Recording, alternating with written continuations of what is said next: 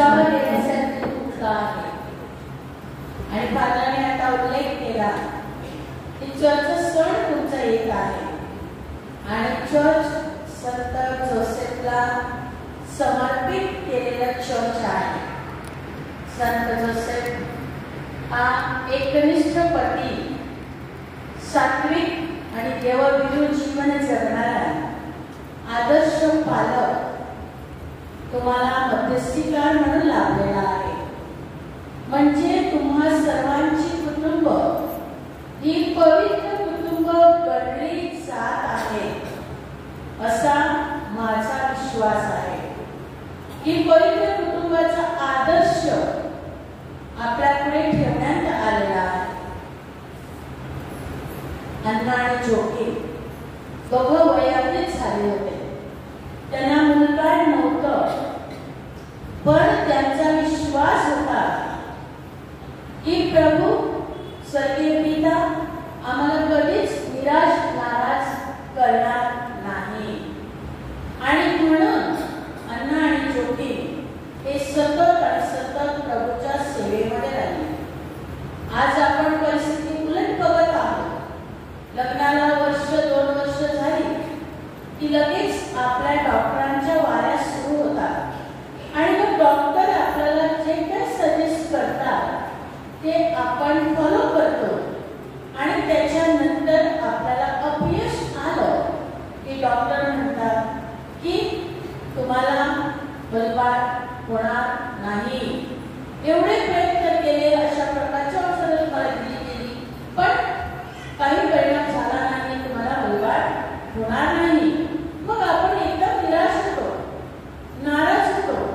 आणि काही माझ्या भगिनी या मानसिक आजाराने त्रस्त होतात. आपली भगिनी आहे की जिच्या लग्नाला 6 वर्ष झाली, 4 वेळा टेस्ट बेबी केलं, पण अपयश आलं.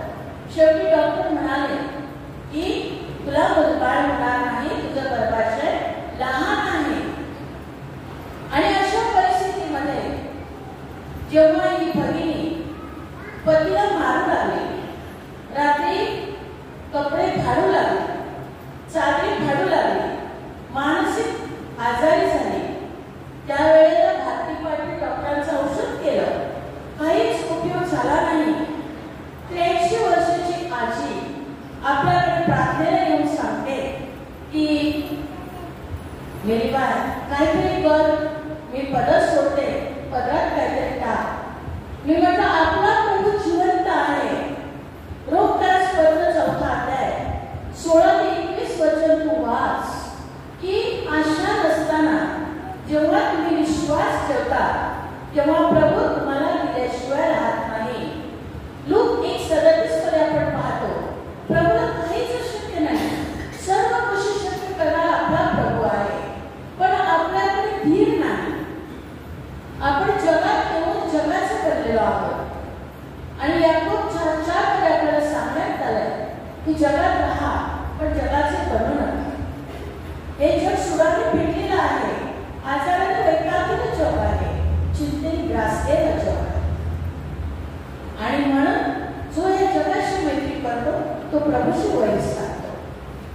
भगिनीला मी एकच प्रार्थना दिली की तू प्रार्थना एक कर. स्तोत्र 113 वचन 9 वाज स्त्रीला आनंदी मुलाची माता बनवणारा तू प्रभू आहेस. मी तुझ्यावर विश्वास ठेवत आहे. कारण मत्ती 21:22 मध्ये सांगितलेलं आहे की प्रार्थना करून तुम्ही जे काही मागता ते तुम्हाला मिळालंच आहे असा विश्वास ठेवा, म्हणजे ते तुम्हाला मिळाल्याशिवाय राहणार नाही. आणि मग तिला मी अण्णा आणि जोकीची स्टोरी सांगितली. अण्णा ही वयातली, जोकी वयातली. आणि जोकीला धूप जाळताना दूताने संदेश दिला की तुला कन्यारत्न होणार आहे. आणि अण्णाला सांगितलं की तुला कन्यारत्न होईल, पण ती देवपुत्राची माता होईल. माझ्या प्रिय बंधू आणि भगिनीनो, दोघांनी दूतांनी दिलेला संदेश अंतःकरणामध्ये दाखवून ठेवला. त्यांचं अन्नाचं उदर निष्कलंक आणि त्या उदरी मरियेचा जन्म. पण तो फार काळ मातेचा आणि पित्याचा तिला सहवास लागला नाही. ज्या वेळेला तिला समर्पणासाठी चर्चमध्ये दिलं, अर्पणासाठी, त्यावेळेला तिथे सिमेन धर्मगुरू होते. त्यांनी सांगितलं तिला आता समर्पित करू नका, ती 3 वर्ष तुमच्याकडे राहू दे, त्याच्यानंतर तिला समर्पित करा. आणि त्याच्यानंतर जेव्हा समर्पित तिला करण्यासाठी नेलं आणि 3 वर्षाची मरिया धर्मगुरूचा हात धरून जशी चर्च पायऱ्या चढली, पुन्हा मागे वळून कुणी पाहिलं नाही.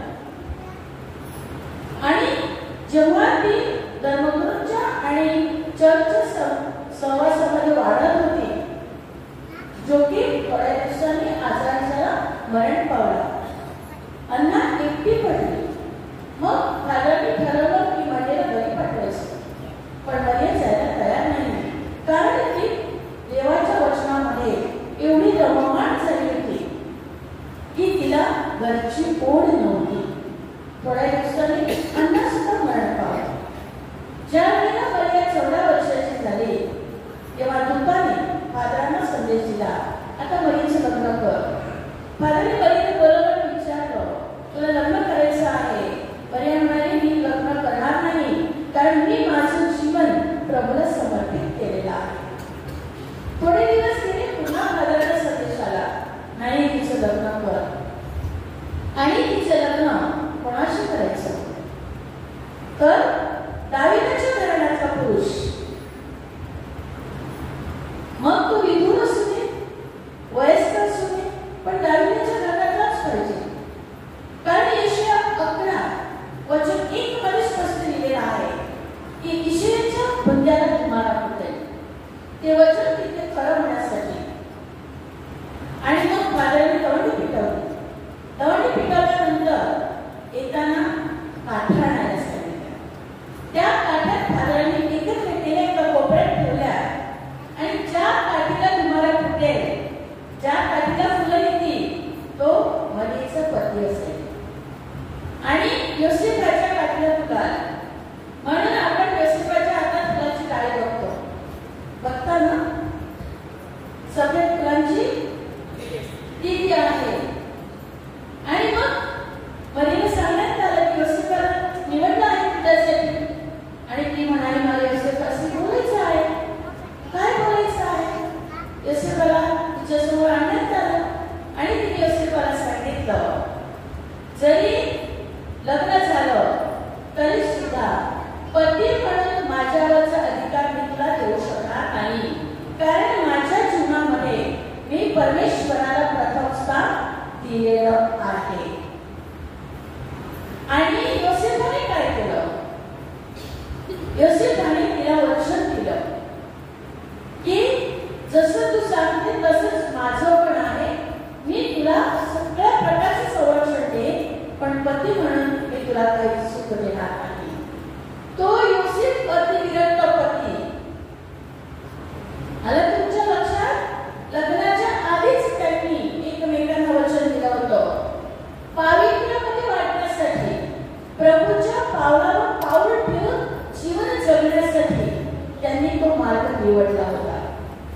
आणि मग आपण पाहतो मत्तेच्या शुभवर्तमानामध्ये 2ऱ्या अध्यायामध्ये 18व्या वचनापासून की पवित्र आत्म्याद्वारे मरियेला गर्भ राहिला. आणि योसेफाला कळलं. तेव्हा योसेफाने काय ठरवलं? गुपचूप सोयरी मोडून टाकायची. आता नुसतं आपल्या पोराला सांगितलं ना, अरे तुझी ती पीएनसी ना, त्या मुलाबरोबर बोलताना मी पाहिली, चला आकाश पाताळ एक होते, नाती तुटता. इतकंच नाही, लग्न झालेली कुटुंब उद्ध्वस्त झालेली आहे.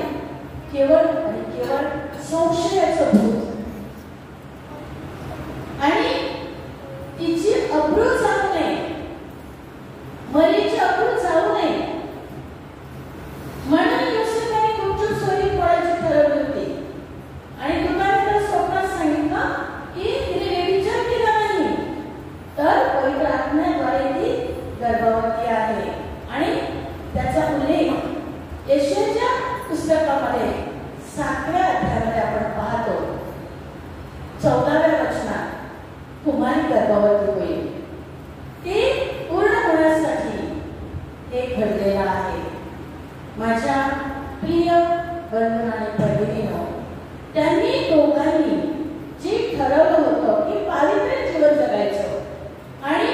योसेफाने बाळ येशूला सांभाळलं, त्याचं संगोपन केलं, कष्ट केले. आपण त्याला कामगारांचा आश्रयदाता म्हणून 1 मेला आपण सण साजरा करतो. हा योसेफ आपल्या प्रत्येकाच्या कुटुंबातला आदर्श पती, आदर्श पिता ठरला पाहिजे. आज आपण काय पाहता, आपली कुटुंब संस्था मोडकळीस आलेली आहे. लग्नाला 3 वर्ष झाली आहे, घटस्फोट हवा आहे. लग्नाला 36 वर्ष झाली आहे, घटस्फोट हवा आहे. एक अंकल आले होते आणि अंकल मला सांगतात, बस मला कंटाळा आला त्या बाईबरोबर संसार करून. 36 वर्ष झाली लग्नाला, आता मी तिचं नाही सहन करू शकत. आणि मी सांगितलं, अंकल या वयात तुम्हाला कोण सहन करणार? तुम्हाला वाटत असेल की तिला बाजूला केल्यानंतर मी स्वच्छंदी जीवन, आनंदी जीवन, शांतीचे जीवन जगू शकेन, पण हे शक्य नाही. ज्या भगिनीने तुम्हाला 36 वर्षापूर्वी चर्चमध्ये वचन दिलं, जी तुमच्याबरोबर एक कनिष्ठ राहिली, तिचा आता तुम्हाला कंटाळा आला का? काय कारण आहे? मुलाचं लग्न झालेलं आहे, मुलीचं लग्न झालेलं आहे, पती पत्नी दोघंच घरामध्ये आहे आणि मुलगा पण परदेशी आहे, मुलगी पण परदेशी आहे. पण पती राहतो वरच्या मजल्यावर, पत्नी राहते खाली. पत्नीचा स्वयंपाक झाला तर तिने जेवायचं आणि मग रूमच्या दरवाजाची कडी जोरात वाजवायची. जोरात वाजली ना, त्याला ऐकायला गेलं ना की मग तो खाली येणार आणि मग तो जेवणार आणि मग तो जाताना ना जिन्यावरची बेल वाजवणार. मग तिला समजणार की मागास गेल्यावरती, मग ती दरवाजा उघडणार आणि मग ती बाहेर येणार. असा त्यांचा कार्यक्रम सुरू होता. आणि मी त्यांना सांगितलं की बंधू, तुम्ही आयते खाली जेवायला येता, मग ती जेवण करायला पण तुम्ही मोलकरी ठेवली का? ती तुम्हाला नको आहे, तिचं तुम्हाला सहन होत नाही, तिला तुम्ही लग्नासमोर बघत नाही. एक दिवस ती चष्मा विसरली डायनिंग टेबलवर, त्याने मोडला आणि डस्टबिनमध्ये टाकला. आणि मी सांगितलं तू मोडून डस्टबिनमध्ये टाकला तर तिने चहामध्ये साखरेऐवजी मीठ टाकलं असतं, मग तिला असतं चहा. जर ती तुझ्याबरोबर प्रेमाने राहायला पाहिजे तर तू पण तिच्याबरोबर प्रेमाने राहिलं पाहिजे. मध्ये 7:12 मध्ये सांगितलेलं आहे की जर तुम्हाला वाटत असेल समोरची व्यक्ती आपल्याबरोबर प्रेमाने राहिली पाहिजे, तर आधी आपण त्यांच्याबरोबर प्रेमाने राहिलं पाहिजे. आणि मग कसं आता मी काय करू? आता मी तिच्याशी बोलत नाही, मी तिला कोणत्याच प्रकारचं सहकार्य करत नाही, ती एकटीच जाते, सगळं आणते, आता काहीच करू नका. आता होळीच्या बाजारातून एक मस्त गजरा घ्या आणि हॉटेलमधून मस्त शिरा घ्या आणि घरी जा. घरी गेल्यानंतर हा बंधू तो गजरा आणि त्याची पिशवी पाठीमागे लपवून घेऊन गेला. ती ओटीवरच बसली होती.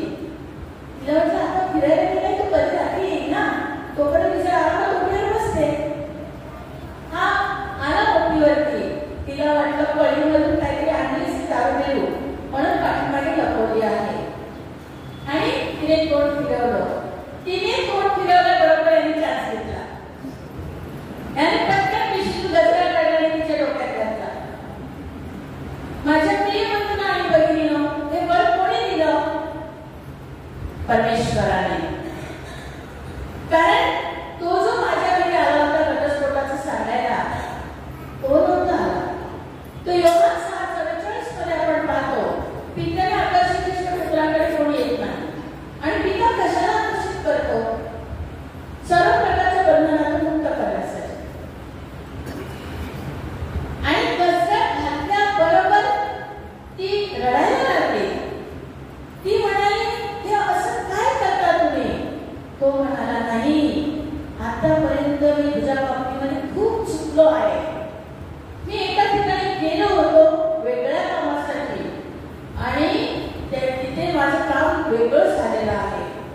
तिला असं वाटलं हा कुठे कोणा बाई तिकट गेला होता का काय, आणि त्या बाईने हाकला का काय. तर म्हणे मी गेलो होतो चुरण्याला मेसकराकडे, तिला मी सांगितलं मला घटस्फोट पाहिजे, तर तिने मला सरळ सांगितलं या वयात तुला कोणी सहन करणार नाही, तर ती आहे तिच्याचकडे तू जा आणि तिची क्षमा माग, ती क्षमा करो अगर न करो, पण जाता एक गजरा घेऊन जा तिच्यासाठी आणि तुझ्या आवडीचा शिरा घेऊन आलेला आहे. आपण आता चहा घेऊ. माझ्या प्रिय बंधू आणि भगिनीनो, आपल्या प्रभूला हेच हवं आहे. तुमच्या कुटुंबामध्ये माझ्या कुटुंबामध्ये देवराज्य आलं पाहिजे. प्रेमाचं राज्य, क्षमेचं राज्य, शांतीचं राज्य, समेटाचं राज्य. आणि तेव्हाच प्रभू कुटुंबाचा आनंद आपल्याला अनुभवता येईल. आपला प्रभू प्रेमळ आहे, तो आपल्यावरती प्रेम करतो. योहान 3:16 आपण पाहतो, पित्याने त्याचा एकुलता पुत्र राखून ठेवला तुमच्या आणि माझ्या पापाची खंडणी करण्यासाठी आणि तुम्हाला आणि मला स्वर्गराज्य. फिलिप्पियन्स पत्र 3:6 स्वर्गाचं नागरिकत्व मिळवण्यासाठी त्याने रक्ताची खंडणी भरलेली आहे. तुम्हाला मला पापमुक्त केलेला आहे. यशया 1:18 तो सांगत आहे, तुमचे पाप किती मोठी असतील रात्रीसाठी लाल असते, माझ्या रक्ताने धुवून तुम्हाला पवित्र केलेला आहे. आणि आपण पावित्र्यामध्ये वाढावे. 1 पेट्रोल 16 सांगितलेलं आहे की जसं मी पवित्र आहे तसे तुम्ही पवित्र व्हा. आणि त्या पावित्र्यामध्ये वाढण्यासाठीच आज प्रभूने तुम्हाला आणि मला निवडलं आहे. पटते तुम्हाला? कारण हे जग सगळं भूलभुलैया आहे, मोहाने लोभाने भरलेलं आहे. आणि प्रभू आपल्याला या जगातून वेगळं काढून इच्छित आहे. त्याच्या मार्गाने, त्याच्या सत्यामध्ये योहान 14:6 सांगितल्याप्रमाणे चालण्यासाठी आज त्याने तुम्हाला आणि मला नावाने हाक मारली आहे. यशया 43:5 मध्ये आपण पाहतो, प्रभू म्हणतो तुम्ही माझ्यासाठी मौल्यवान आहात, तुम्ही माझे आहात. तुमच्या संसारामध्ये किती अडचणी असू दे, किती गैरसमज असू दे, किती दुःख असू दे, तुम्ही घाबरून जाऊ नका. कारण त्या लाटा तुम्हाला उडवणार नाही आणि त्या ज्वाला तुम्हाला भाजणार नाही, कारण मी तुमच्या बरोबर आहे. आपला प्रभू आपल्या बरोबर आहे. आणि त्याच अध्यायामध्ये 18-19 वचनात आपल्याला सांगण्यात आलंय, आतापर्यंत आपल्या जीवनात जे काही घडलं आहे, जो आपला भूतकाळ आहे, तो आपण प्रभूला समर्पित करायचा. आणि नवीन, कारण रोज प्रभू आपल्याला नवीन दिवस देतो परिवर्तनासाठी, बदलासाठी. कालचा राग आज पुढे न्यायचा नाही, तर कालचा राग कालच संपून टाकायचा. आज नवीन दिवस. माझ्या प्रिय बंधू आणि भगिनींनो, रात्री आपण झोपतो, झोपल्यानंतर आपल्या घरामध्ये काय होते काय नाही आपल्याला काय कळते का? म्हणजे आपण मेल्यात जमा असतो ना, बरोबर? आपण मेल्यात जमा असतो, मेले नसतो, आपल्याला काहीच कळत नाही. पण सकाळी परत ताजे तवाने मग उठता ना, म्हणजे रोज नवीन जन्म आपला होतो प्रभूमध्ये. कशासाठी? तर आपल्याला एक एक पायरी प्रभूकडे जायचं आहे, पावित्र्यामध्ये वाढायचं आहे. प्रभूच्या प्रेमाचा अनुभव आपण घेऊन इतरांना द्यायचा आहे. आपण म्हणतो गायनामध्ये, मी कुठेही कसाही असो, ख्रिस्त माझ्यामध्ये दिसो. ख्रिस्त आपल्या कुटुंबात दिसला पाहिजे. आपल्याकडे पहिलं आपलं कुटुंब, नाहीतर कुटुंबामध्ये गोंधळ आणि समाजामध्ये आपलं कार्य किंमत शून्य. माझा बंधू इन्सेंटिव्ह हॉलमध्ये कार्य करतो, मिशन वितरण मंडळामध्ये कार्य करतो, कम्युनियन प्रसेवक आहे, सुंदर 2 मुलं आहेत, पत्नी BSc BA आहे, एडिट स्कूलमध्ये टीचर आहे. पण घरामध्ये एवढी दहशत आहे की बंधू 8:30ला यायच्या आधी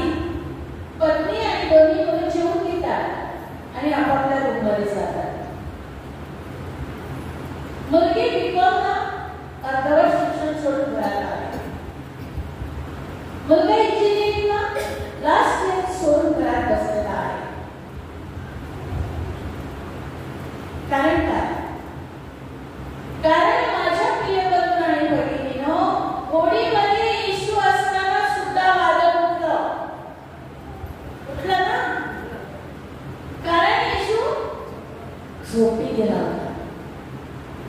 बरोबर आहे? येशू झोपी गेला होता.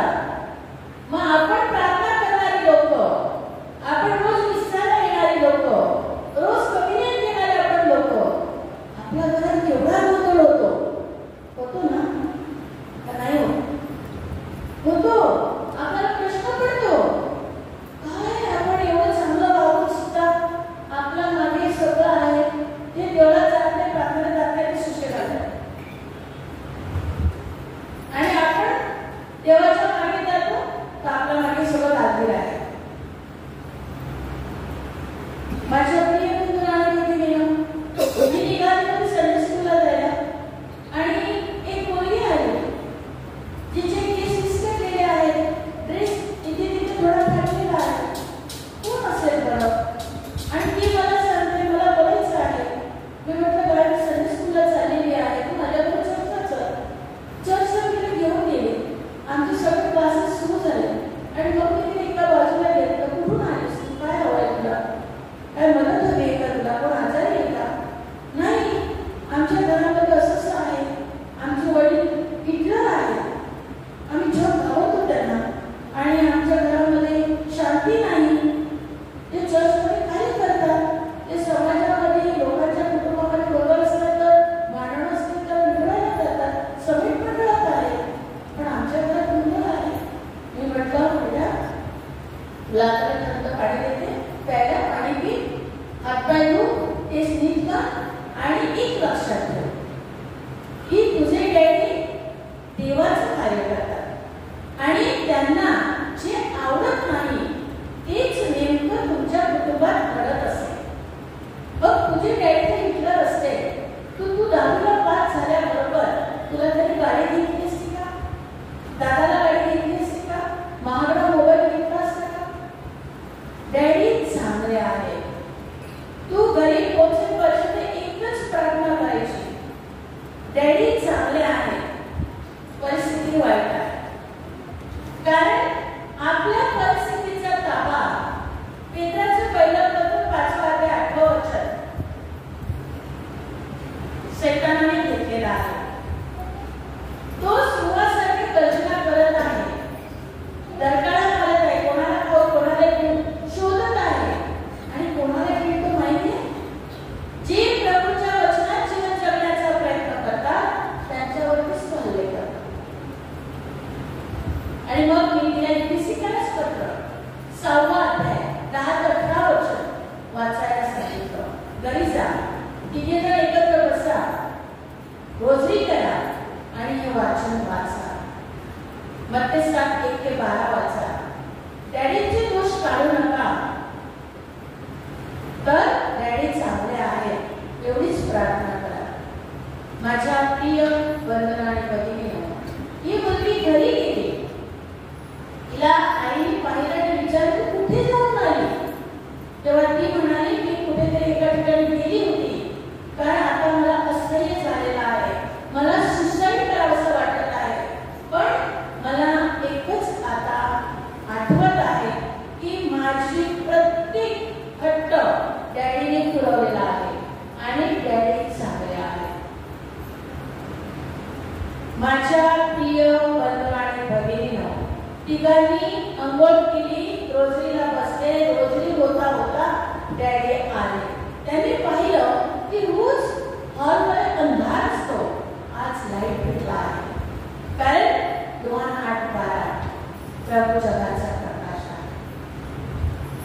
त्यांनी त्या कुटुंबामध्ये प्रकाश पेटवला आणि ते डॅडी पण रोजरीला बसले. झालं, रोजरी झाली, सगळं झालं, जेवण एकत्र झालं. सकाळी मिस्साला 4 जण एका गाडीमध्ये गेले.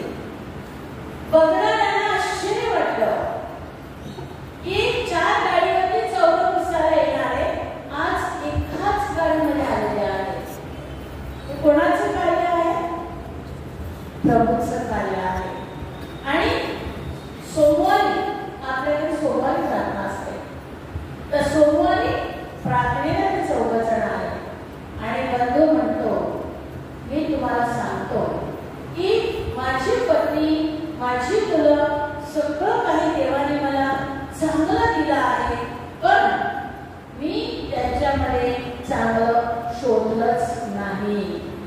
त्यांच्या चुकाच मी शोधल्या आणि त्यांनी माझ्या चुका शोधल्या आणि आमच्या घरामध्ये अंधार पसरला. किती वर्ष आम्ही ईस्टर साजरा केला नाही, पण आता आम्ही काल खरोखर ईस्टर साजरा केलेला आहे आणि आता आम्ही रोज ईस्टर साजरा करणार आहोत. काय आमच्या कुटुंबामध्ये प्रभू उठला आहे.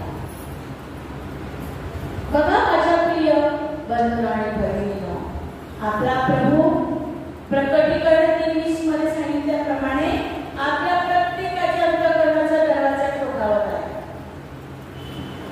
त्याला आपल्या कुटुंबामध्ये यायचं आहे, त्याच्या आधी आपल्या अंतःकरणात यायचं आहे. पण यिर्मया 17:9 मध्ये सांगितलेलं आहे की आपलं हृदय कपटी आहे. आपल्या हृदयामध्ये सगळं साचलेलं आहे. कोणी कधी काय बोललं आहे, काय केलं आहे, हे सगळं आपण भरून ठेवलेलं आहे. तिथे प्रभूला प्रवेश नाही आणि म्हणून आपल्याला आपलं अंतःकरण उघडायचं आहे. आपल्या अंतःकरणात जे आहे ते प्रभूला द्यायचं आहे. लूक 6:34-38 मध्ये आपण पाहतो प्रभू म्हणतो द्या तुम्हाला दिलं जाईल. प्रभू आपल्याकडे काय मागतो? राग, देवा, द्वेष, मत्सर, सूडबुद्धी, दुःख, वेदना, भीती, आजार, अपयश, ह्या गोष्टी प्रभू आपल्याकडे मागत आहे. आणि त्याच्याबद्दल आपण काय घेणार आहे? पहिलं आपल्याला शारीरिक आरोग्य, मानसिक स्वास्थ्य आणि आपला आध्यात्मिक बळ वाढवणार. आणि म्हणून माझ्या प्रिय बंधू आणि भगिनींनो, आज प्रभूने आपल्याला निवडलेला आहे. योहान 15:16 मध्ये आपण पाहतो प्रभू म्हणतो मी तुम्हाला निवडलं आहे, तुम्ही मला निवडलं नाही आणि मी अशासाठी निवडलं आहे की तुम्ही जाऊन फळ द्यावं आणि आपलं फळ टिकावं. मत्ते 5:16 मध्ये सांगितलंय की आपल्यामधून असा काही प्रकाश पडला पाहिजे की आपल्याला जे बघतात इतर लोक जे देवापासून दूर आहे ते देवाकडे आले पाहिजे.